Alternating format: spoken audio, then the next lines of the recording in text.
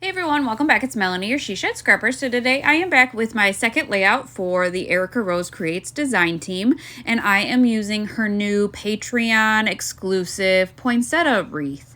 I decided to cut it out a little bit smaller and do a little bit of mixed media today, which, as you know, I don't normally do much mixed media, but with cut files, I like to try to come up with ways to kind of make them pop a little bit different than maybe just backing them. So I am going to start my layout with bordering, I guess the layout with that black kind of holly paper. And then I trimmed down my white cardstock. And I did not tape them together yet because I knew that I would be cutting out my wreath and doing the mixed media on the white. And so I figured it would be easier if I just kind of played around with the white instead of having it attached to the border paper. So what I am doing now is kind of using the wreath as a guide to where I am blending my ink. I decided to do the red, obviously, underneath the flower part, and then I'm going to bring in some green underneath the leafy part. And so I felt like adding that mixed media really helped this wreath pop. So I am going to end up cutting my wreath as you can see here, and then using the other part, and not the complete other part, but most of the other part down on the bottom right of that layout. I decided to spray the oxides a little bit and bring it up. I need to find a better way. So if somebody has a suggestion, whenever I use the oxides, and I will say this top part, it didn't really spray like a shout. It like squirted out, so you can kind of see the lines. That's not what my issue is. My issue is when I use the paper towel to kind of dry it up a little bit faster, the pattern of the paper towel shows up on the oxide still, which to me, especially with it being covered up by the wreath, wasn't a big deal for this layout, but I've done it on other layouts where kind of, you know, the mixed media is a focal point, and all of a sudden I have this pattern from the paper towel in my mixed media. So if anybody has a better suggestion on how to kind of dry it up a little bit, let me know. Or am I just being too impatient by using the paper towel? I'm not sure. But you can see how I just continued the same process down on the bottom right, using the rest of the wreath. Then I decided to add some splatters. And so what I ended up doing, I have this craft mat, and I just added the oxide to the craft mat and then added water. And with a paintbrush, I'm just going to splatter on the paper, trying to keep the same color, trying to keep light colors together, I think is what I'm trying to say. So you could see where I'm doing red on the red and then green on the green again. But I just didn't want a kind of distinct endpoint of the mixed media. And so I decided to add the splatters. And this is honestly one of my most favorite layouts here recently.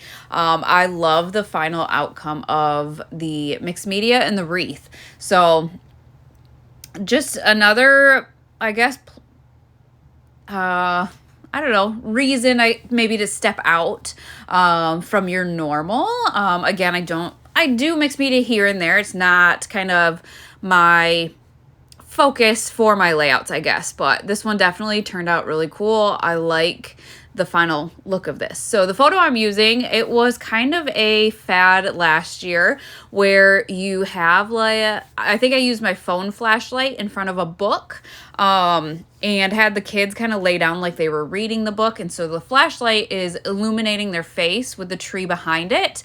And so obviously, you know, I had to try it. So I did, and that is what I am documenting today. I just think it's a super cute idea. Probably even better when the kids are teeny tiny, just the magic of Christmas. But thankfully my kids still will yeah, agree to my photo ops most of the time. You know, they are getting to that age where they're not gonna want to do that much longer, but I'll take it while I can still get it. So I didn't add a whole lot of tacky glue to the back of my cut file, but I added enough where obviously it is going to stick, but I didn't need it really glued down completely. I thought maybe by leaving some of like the leaves up, if they kind of curl up off the page a little bit, I thought it would kind of add a little bit of dimension. Again, these will go in, you know, the plastic, can't even think of what they're called. Can you tell? It's almost Christmas and I'm stressed. Oh my goodness. But like the sleeves for the album. So that'll probably end up laying flat, but I don't know. If not, I would welcome kind of that little bit of dimension in that sort of way. So I am going to add my photo kind of offset from the middle a little bit. If it was smaller, I would definitely add it to the bottom wreath a lot more.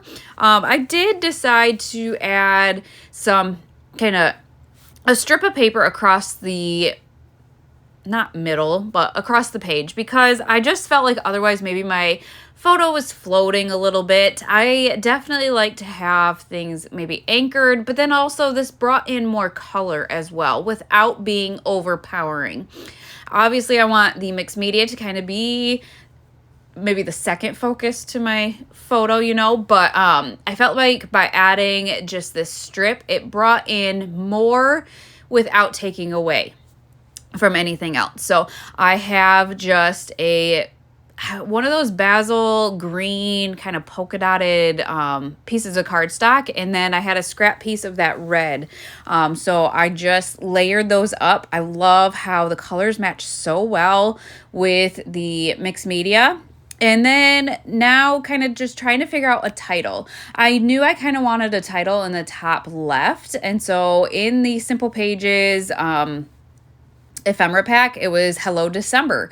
So I thought that would be perfect. And so I am going to pop up this hello on some foam tape, again, just to add a little bit of dimension to the layout. I think I did pop up the photo as well. So adding this and going to commit to the title. I think originally maybe I thought I would do a smaller title, but I really liked the way that this looked. And so I decided to go with it. And then with this layout, and I am using the Make It Merry collection from Simple Stories, that collection has quite a few poinsettias in it as well. And so I just thought that was a perfect collection to use with this poinsettia wreath. So once I get the photo and the title placed, I will work on embellishing. But again, because I want the wreath to kind of be the focus, I keep the embellishments quite simple.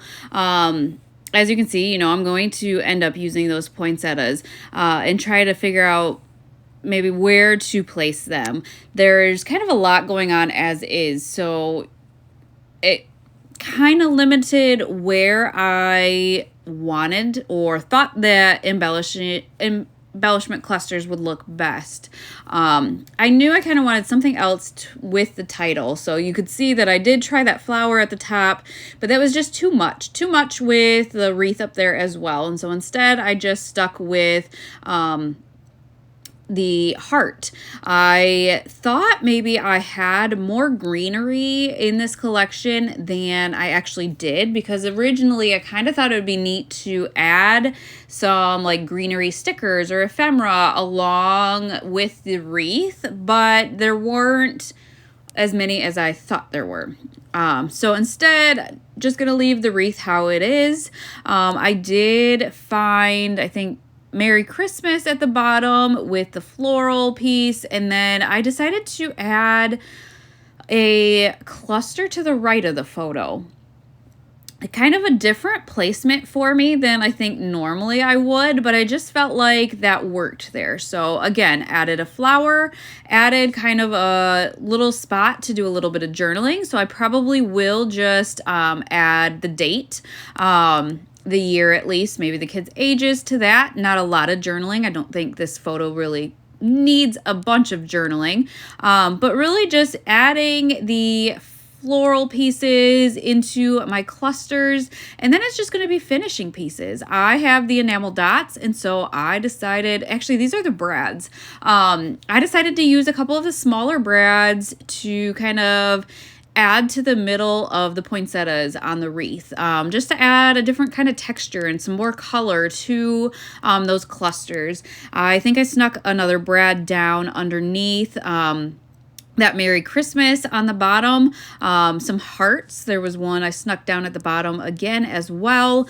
As you can see, I have so much of this collection, and I have used it quite a few times, but I just think it's a wonderful Christmas collection, so I just keep buying more of it, which not much is left in the stores anymore. So if you see it and like it, definitely get your hands on it soon, because it is a little bit of an older collection. So again, just added, I think that's some holly to the right underneath that, trying to figure out how to add a brad to the cluster on the right.